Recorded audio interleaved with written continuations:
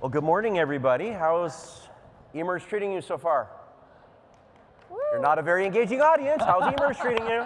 10th anniversary special edition. We are going to go to space today. How many of you would like to go to space? It's now a reality. I see it. In fact, and for the audience, I'm wearing my space socks today just for today's panel. So we're going to talk about innovations in space because the future is here now, and there's really never been a more opportune time for entrepreneurs, investors, and different partners to be involved in the space economy. And it's not just Martians and ET. There's a whole lot more about the betterment of Earth and then inner and outer space applications. And what we're going to do today in this compressed panel is go through some of the trends, the challenges, the opportunities, and then talk about some of the strategies where people can be successful in the space economy. So today we have Kelli from the Space Foundation, we've got Ken from International Space University, and we've got Matt from Space Florida. And before we actually get into the question and discussion, why don't we start with you, Ken, and talk about who you are, what you do, your affiliation, because it's extremely impactful, and then we'll go to Kelli, and then we'll go to Matt. Okay, hi everybody. My name's Ken Davidian. I work for the International Space University, and if you've never heard about it, you can Google it and find out all about it.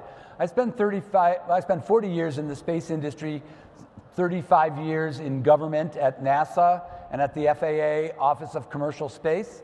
I recently got my PhD in how do industries emerge to answer the question of how do we speed up the space industry emergence and how do we get other industries involved to help speed it up. So that's kind of the topic that gets me jazzed and I want to talk about. So that's it for now. That's great. Okay, Kelli. Hello everyone, I'm Kelli Kedis Ogborn. I work at Space Foundation. I'm a space economy strategist, which says a lot and nothing all at the same time. I run a department at Space Foundation called Space Commerce Institute, and essentially my charge is growth into and growth within the space economy.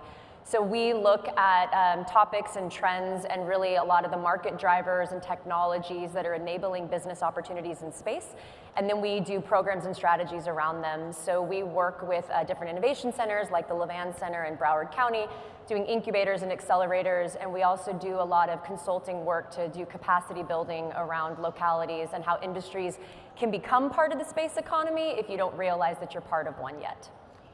All right, Matt. Hi, Matt Chesnut. I'm Vice President of Business and Economic Development with Space Florida. Space Florida is the state's aerospace development finance authority, and our role is really to help the state of Florida grow that aerospace space structure. We're lucky in Florida. We had about a 70-year head start than most other people to get launching things into space, and we've been able to continue to grow that. But what's come with that is a whole space infrastructure supply chain that's been growing in Florida. And so our role is to help those companies come in that want to be a part of that supply chain, add technology to that supply chain, or launch themselves into space. So. Great, thank you. So now let's get into the question and answer. I know we got a very short period of time to talk about a really massive subject, so we're just going to scratch the surface, but a few pieces of information on space. So the global space economy employs about 1 million people worldwide. The space economy is approximately a $450 billion with a B industry on its way to quickly becoming a $1 trillion industry, and it's accelerating very fast, with the primary focus on things like commercial space products and services, commercial infrastructure and support industries, and government spending. Other themes include research, exploration, utilization of space, communication activities, research and exploration of space for scientific and commercial purposes. Based upon some of those things that I just said, let's get into a more detailed discussion and let's talk about what the trends are. So we're going to follow a formula again, trends, then we'll get into challenges, then opportunities, and then strategies, and then as we wrap up, I got something that I'd like to talk about in terms of something fun. So let's go with trends, and Kelli, do you want to lead off and talk about what some of the trends are in the space economy? Sure. You know, Peter in his talk this morning was talking about a lot of the exciting aspects of space and a lot of the exciting aspects across a lot of different technological areas. You'll hear it said a lot that this is not your grandfather's space agency anymore, which is 1,000% true. And I think for me, the two biggest trends that are really driving a lot of this growth is access and engagement. So right now, there's about 91 countries that have an active satellite in orbit, which is mind-blowing. And just last year, we already launched 212 times globally. So now there's a global launch happening about once every 39 hours. If you look at the satellite proliferation, people that didn't have access to space before now have access to space, whether they have access to a rocket, whether they actually have a satellite, but it's also the utilization of data-light imagery and satellite optics that are coming down. Because if you think about the proliferation of satellites right now, there's currently about 8,000 to 9,000 active satellites in space. Last year, we already shot up over 2,500, and by the year 2030, they think there's going to be about 58,000 satellites active. There's already about 20,000 that have license to launch from the FAA, and so the utilization and access of space within low Earth orbit is really getting people to understand that if they didn't have a space strategy today, they should have had one yesterday. And so how to engage, what to do about it, it's a really exciting time, and I think more people are waking up to the idea that there is a place for them in space. It's just how to actually go about creating a scalable strategy for it. Great, thanks, Kelly. And Ken, you represent a very interesting organization, the International Space University, the space university in the world, based in Strasbourg, France. There's a strategic reason why, but it also has a global presence, and you are representing North America operations out of the DC area as your home. From your perspective, and given your background as well, working with NASA and other organizations, what are some of the trends that you're seeing? Do they coincide with Kelly, or are there other things that we haven't touched upon? Yeah, thank you, John. I think one of the obvious trends that is sort of a trickle-down effect from what Kelly was talking about is we've heard about new space, right? Everybody talks about new space. It's a very hard thing to define, but it tends to be associated with low-cost, innovative, sort of a wave, a movement. It's almost a social movement of the democratization in space. And you see it strongly, very strong in the United States. You see it in Europe. You see it in China. So there's a lot going on worldwide in this new space arena. And a lot of times it's young people with great ideas, finding access to capital, being able to mature their ideas, move it out of R&D into actual operations, and then finding willing funders and buyers on the part of, in most cases, the US government, but also in some cases, real consumers, a real mass market. So I think this new space movement, which I think we want to let everybody in Miami know that they can be a part of, is absolutely something that's tangible. Mm-hmm. Great, I appreciate that. And Matt, you representing Space Florida, you are the face of space in Florida. Aerospace, aviation all falls into those categories. And you get your boots on the ground and you know what's going on in terms of the DNA of space trends. From your perspective, what's going on? Well, from our standpoint, Florida's been really good about investing in infrastructure to make sure we can continue to be that premier launch site in the world, particularly from that commercial side. We've seen that switch to commercial, which has really driven the growth of that supply chain in Florida, where before it was Florida, we were just a launch site. You built everything everywhere else, shipped it here, we packed it up a little bit and launched it. And Florida has now become a place where we're developing that technology. We're taking that technology and manufacturing it here, and then we're launching it from Florida with rockets that are built in Florida. That was not the case 10 years ago. And so from our standpoint, our ability to grow that is really driven from that brain trust that developed here in Florida over that time early, and we've been able to capture it, and that trend of being able to make everything here, not just a launch site, but actually making everything here to the point, even into the R&D, the idea starts here, we're able to mature it clear to launch. So what's exciting about the state of Florida right now is South Florida, which really hasn't had much of a space definition, is definitely happening, even though we may not recognize it publicly, but South Florida is definitely more tied to the space coast of Florida and the national and international space systems than ever before, and is only going to accelerate. So now we've got through some of the trends, and there's a lot more, but the basic ones are there at the 30,000 foot view.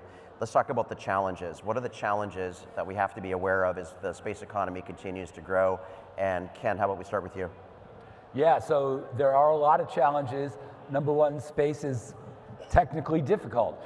So this is something that you see every time a lander crashes into the lunar surface, or every time a rocket goes up in a nice ball of, spectacular, I should say, ball of flames.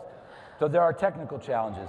When it comes to the domain of human spaceflight, now you've got to worry about the safety of the soft bag of flesh, and so keeping the carbon-based life forms alive. This is what Peter Diamandis used to say in the X Prize days.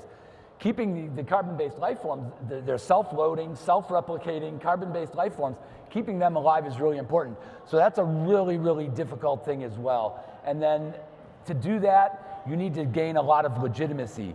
So there might be a lot of people who aren't used to talking about space or dealing with space every day. They might say, why do I need space? And until they start understanding why they need space, you know, it's going to be less tangible for them. So even getting over that legitimacy barrier is going to be pretty big.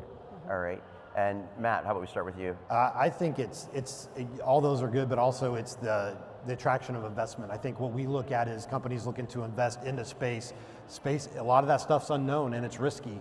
It's not the safest investment as you could go to a data center or something, healthcare, fintech, all that stuff, where space is something that's continuously evolving. What we have to do to get there is expensive and it's risky. So what we've had to do from our standpoint is really work with investors who are looking to get in either through that really initial stage, all the way up through into investing into the facilities, equipment, things that we do, but understanding what the immense payoff can be, but also mitigating that risk that goes into it. So there's some things we work on through state on policy that you'll see in the next probably 24, 36 months of us trying to firm that up. So that's, from that challenge standpoint, that's critical, is that attracting that capital to make those things happen. Yeah. All right, and Kelli, you get the final word on the challenges, and the Space Foundation, obviously very global in nature, very much embedded in the ecosystem, as all of you are. What's your perspective in terms of what the main challenges are that we need to be concerned about? How much time do we have? So that's not meant to be a discouragement, but that's why we actually have these conversations. Compounding on what both Ken and Matt said, space is expensive, space is hard. I think it really comes down to two things. It's the optics around the market that we're engaging with, and people self-selecting out. So I'll start with the first one and I'll come back to the second one. One of the biggest misnomers about space is that it's just rockets and satellites, and it's not. I mean, there is now more and more new players, new capabilities, new ideas that are coming to the playing field that are really transforming engagement with space and access to space, which is very exciting. But people don't realize they're a space company until it's a bit too late. And so for a lot of those industries like fintech and agriculture and biomed and all of these areas that are going to be really critical to growing and sustaining the space economy, they need to have a space strategy now, and they need to be part of the conversation now. The piece about the market that is not doing us any favors is we still talk about space in these very mythical terms. We talk about it as a moonshot, and we talk about it as this domain that's really difficult to engagement, and while it is, we are now having very real conversations about a cislunar economy and what that could look like. Right. And so when we have these conversations that seem mythical, it actually obscures the fact that there are companies doing and making money now. And so when people look to invest, to your point, there is this divergence of a risk threshold where people think it's more of a risky bet, and while it is, there are strategies to actually tangibly invest in tech that's going to move the needle forward, but the conversations either get way too nuanced or way too broad to actually know how to move forward in a cohesive manner. Okay, so we briefly touched on trends. We've briefly checked the box for challenges, and now I want to go into opportunities, which will then lead to the next discussion around strategies. So what are the opportunities? And as I do my own research and get involved more and more in the space sector, I'm looking at things like hardware and software and data and how it's collected, how it's analyzed, interpreted, et cetera, space security, regulation, infrastructure. There's a lot of different things, and really it's an endless list that could take hours to go through, but let's talk about some of the opportunities. So from the Space Florida perspective, Matt, what are they? Well, for us, it's that continued robust growth of that supply chain that we're seeing. I think that gives more access than what you had before. You know, space, when you think about if you just take that launch side of what we did in the future, you know, heavily government driven, you got through the government programs, that's how you entered. And that point isn't there anymore. Sometimes a challenge even because there's not that one entry point into space, no pun intended.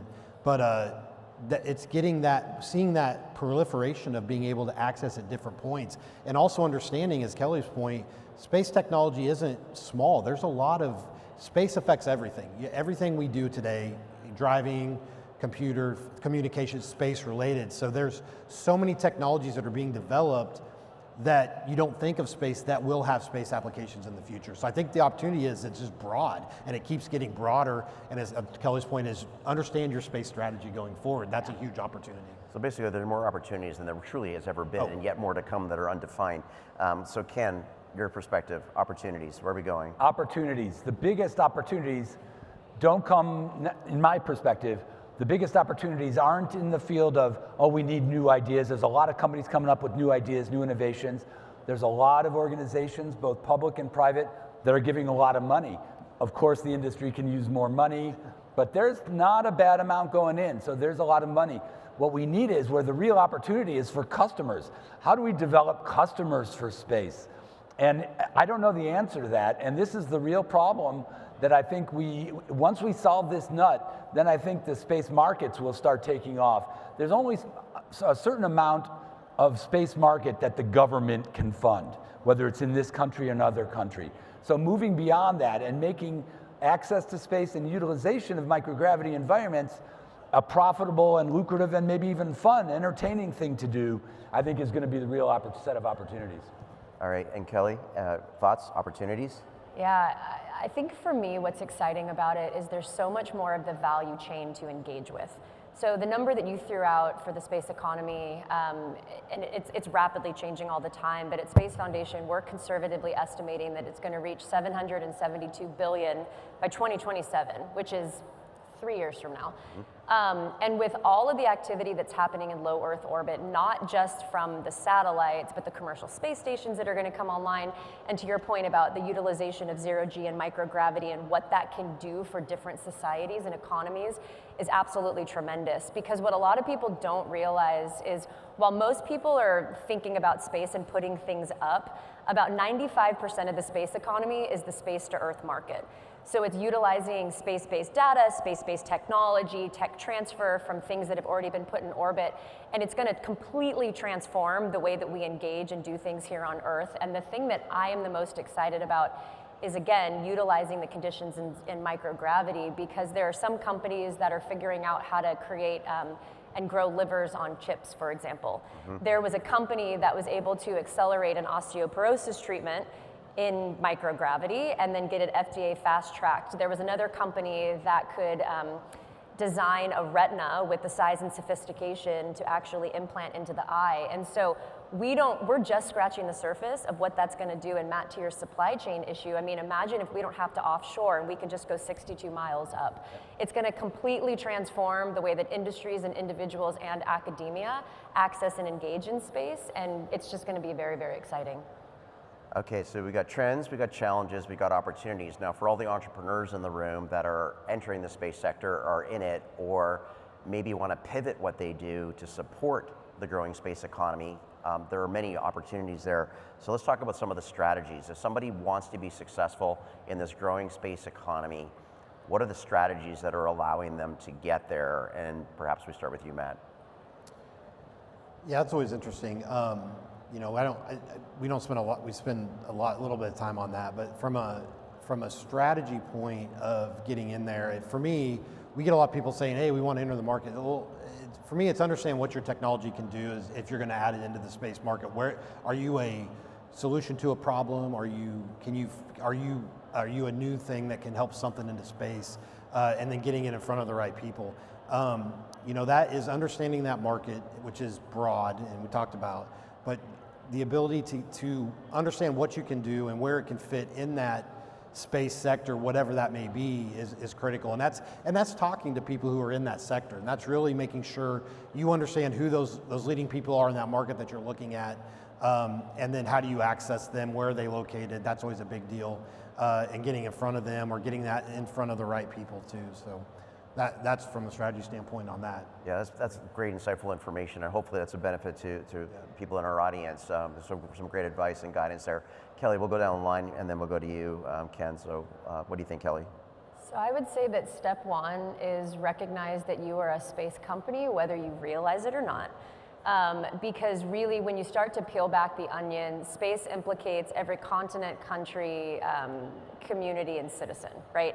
And so when we are looking at the future of space, it's going to implicate every background, interest, and skill set, and it's going to be really critical to grow and sustain what we are pushing forward. So start to become engaged and understand that you're part of its growth. I think for me, the biggest piece is the dual strategy of how to engage commercial and government. So Ken, you were talking about government.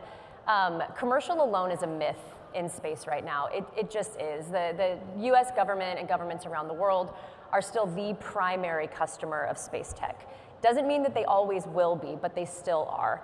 And so when you are building a strategy, understand how you're engaging a government stakeholder with their ROI, their risk threshold, their investing cycles, and how you're actually going to engage the commercial world and how they activate across that. The last piece I'll say is that fortunately and unfortunately, we have moved into an environment where private investment into the space domain is looking at shorter ROIs, looking at more like 3 to 5 years, because the SPAC boom and bust did space no favors. We had companies that got crazy valuations, produced nothing. So now we're back to an environment where we have to be a lot more judicious with the technology we're putting out and the timelines we're putting out, which in my opinion, I don't think is actually a bad thing. Because what we're actually going to be doing is creating viable companies to prove out the space economy. But what it means for companies that want to engage is this: they have to be able to balance this enthusiasm for the future that they want to build. So looking at the 5, 7, 10-year vision, but actually be able to position 1, 3, 5-year returns. And there is a way to do that, but it's being able to understand your future vision with tangible, actual deliverables, and start to engage that way, because that's going to get you more traction, it's going to get you more channel partners, it's going to get you more investment, and it will just get you farther in the long run. I'm always impressed, especially listening to Kelli talk, because she says a lot of the things I would end up saying, and it's perfect. And I totally agree. Mind meld, it's yeah. a DC mind meld. But so number one, the space sector is not one thing. Right? It's a lot of different things, and there's major sectors that are dominated by the government customer. There's a couple little sectors that are dominated by non-government customers. And so you're gonna talk differently about which ones you're strategizing for. And the dual strategy of knowing when you're gonna do a government activity versus a commercial activity, a non-government activity, is super important. Also, there's another bifurcation of strategy, let's call them schemes. One is to have a predictive strategy, know how big the market's going to be, know how big the demand signal is going to be, being able to deliver a product for that specific customer in that specific market. That works for established industries, but it does not work for emerging markets, which I would hope the new space era is. So for that new space era, for the emerging markets, you need to not panic. Okay, good. Not panic. You need to use a adaptive strategy. And we need to adapt here, maybe. I think we do. May I have your attention, please? Yes. There has been a fire emergency reported in the building. While this is being verified, please leave the building by the nearest exit or exit. And with that, I yield my time, Mr. Chairman. It's like a rocket launch. Well, thank you very much, Unpredictable like everybody. space. Thank you. Thank you, audience. Thank you. Stay safe.